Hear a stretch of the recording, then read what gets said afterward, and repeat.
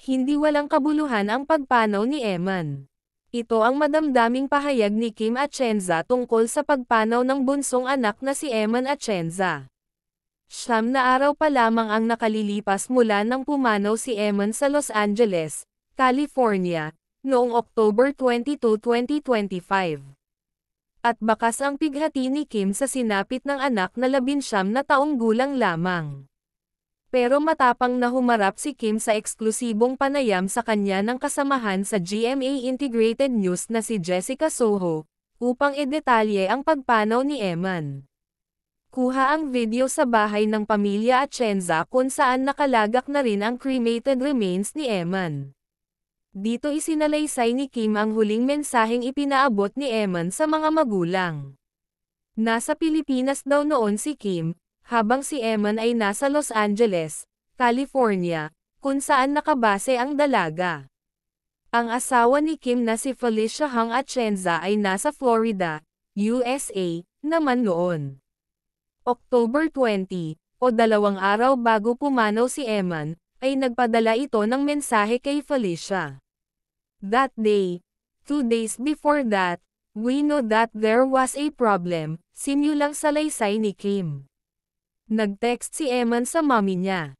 Sabi niya, "Mom, I'm in an emergency right now but worry don't. Walang self-harm. But I need to go to a therapy center." So, ayun ang message namin. So we know there was something wrong. We tried calling her, hindi sumasagot. I was in the Philippines, Feli was in Florida.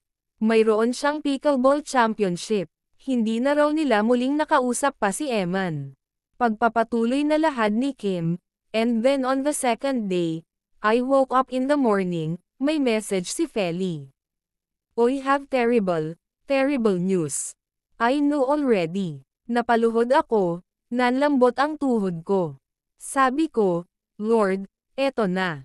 So I called Feli, and Feli said, "Eman's gone." Nanlambot ako, nanlamig ako. And ang nasa utak ko, "Lord, dasal ko sa'yo to araw-araw." Why? So, nasa Pilipinas ngayon si Eman, pero sa ngayon nalulungkot lang ako na nawala si Eman, ani Kim. Sa panayam ni Jessica kay Kim, direktang in-address ni Kim ang mga katanungang bumabalot sa pagpanaw ni Eman. Bilang ama, ipinaliwanag ni Kim na araw-araw niyang dasal na huwag mangyari ang kinahinatnan ni Eman. "I'd like to think that my daughter Eman did not die in vain." Nung namatay si Eman, kasi we know that Eman's sick. And she had a few attempts in the past.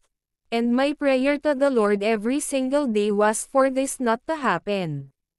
For Eman to be safe, for Eman to be happy, for Eman to heal.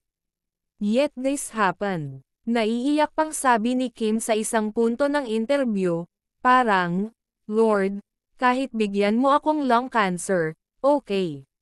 Titiisin ko yon. Madali ang physical pain. Pero yung mawalan ng anak, masakit. Hindi mo alam saan galing yung sakit, masakit lang. Sakit sa lahat. Masakit daw para sa kanya bilang ama, pero ang tanging pinanghahawakan niya ay ang pananampalataya sa Diyos." Samantala, makikita naman ang mga ibang bisita sa burol ng anak ni Kim Atienza, makikita ang mga malapit na kaibigan ng pamilya at ang mga kamag-anak nito.